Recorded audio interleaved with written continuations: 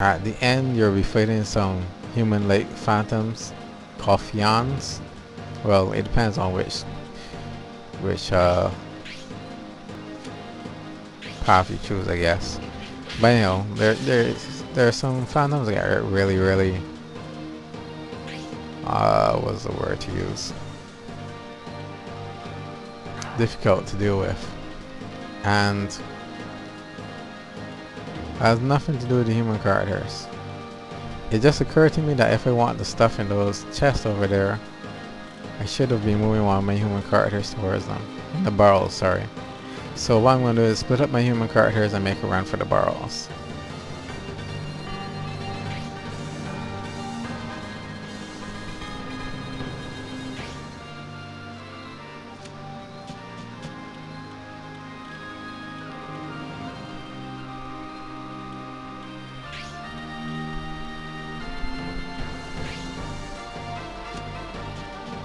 Yeah, so one will go to the right, one to the left.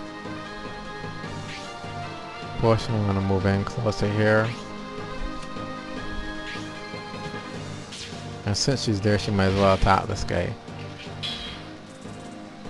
However, normally you don't risk your human characters in battle. You want to keep them away from the battle. The only people you want the human characters to fight, if anything, is the other human characters. And even so, you have to realize that some humans like Portia are really weak, so you want to keep them, you know, safe. Remember that if any one human character dies, it's game over immediately. Now with battles that can last for hours, you don't really want to replay that. However, there is something that can help, which I am about to show you. And that is in-game save. Or in-battle save. So right here in the empty save file, I'm going to save this. During the battle turn 4. So you can come back and load it too. One of the things that makes me feel that this is incomplete is that there is no timer. So you really have no idea how much time you spent playing this, unless you know you happen to be the type of person that goes around playing games with a stopwatch or something.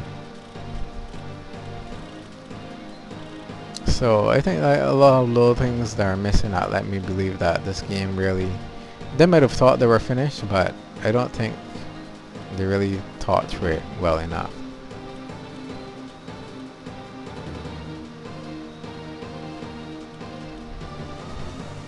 Okay, I don't want to kill all the enemies immediately, so this is a doll miles, and this is another doll miles. I'm just going to put this doll miles here. I'm not going to actually attack. And that's all I'm going to do for now. Unfortunately, I may still win in the next phase because you automatically counter attack. And I say unfortunately because I wanted to get the stuff in the barrels. Okay, good, they're running.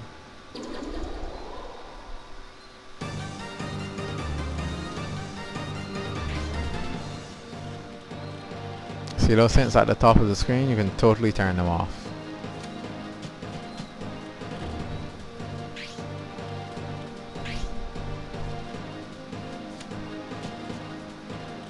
So this game is easy to pick up. It makes a good rental game, and if they'd made more in the series or something, I would highly recommend it, or highly recommend the sequels.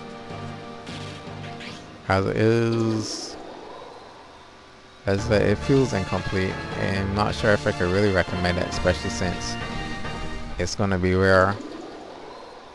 It might not cost you a lot, but I don't know how much you'll enjoy it compared to, I mean, there's so many other things you can play. You can play this guy too, made by the same Atlas. Well, actually no, published by Atlas, but made by different people.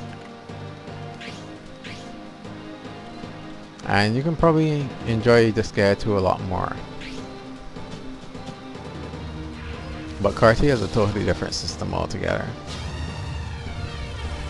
And had they expanded more on it, it would, you know, it could have gone really far.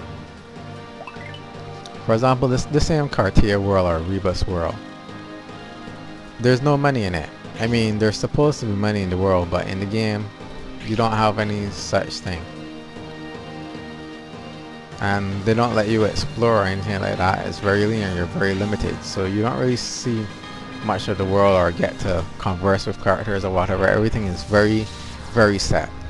It's even more linear than much RPGs. And yes, this may be a strategy RPG, but even Square with their Final Fantasy Tactics series managed to add some non-linear components into their strategy RPGs later on. Okay, so I've burnt up everything basically, unless there are like some super secrets which I need a FAQ or whatever to understand. I'm just gonna assume not for now. I mean, I could check every single square to see if the target would change, but I'm not gonna bother with that. I'm just gonna attack whoever is left, wipe them out, go along on my merry way. So these are actually two what are there, two dolls. This one has almost gotten in the way. I wonder what happens if he reaches the edge. Right. Do I lose? I know.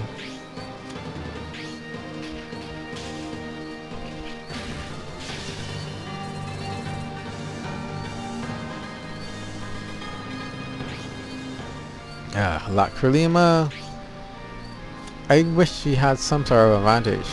She should be able to at least move quickly if she can't. See, this is her image of her spell casting. Why can't she heal somebody at a good distance, like half a screen all over here? That would make her so much more useful. Or even as a distance of 5 squares. But I guess, you know, the fact that I think so much doesn't seem to be helping me. So maybe I should be like Sarah Pulton or whoever. That chick we all love to make fun of. Everybody has 100% health, except for him, and nobody can heal him, and he only is missing 1 point anyway. Characters automatically re-heal at the end of the round. I'm putting her here to help protect Portia if need be. Portia is so extremely weak. Now, what I could have done perhaps is also make another phantom. Let me see. Troy is the one that can make phantoms. Let me show you one more thing. The unit list here. You can use the unit list to select who to move next. People who have already moved are going to be grayed out. Although these look grayed out, they're not. They're just naturally rendered dark. So I wish they had put something more obvious, like made them animate if they haven't moved yet. But maybe that's a blessing in disguise, because that little animation thing is sort of annoying. Now, Encryptor Troy. Resume. Let's see if he can make a phantom or if he's at the limit of combination. No, he can't make phantoms. See, you're limited. You can only, one person can only control 6 phantoms. That's one of your people. However, the enemies have no such limit. One of them can easily control 30 phantoms. Do you think it's unfair? I certainly think it's unfair.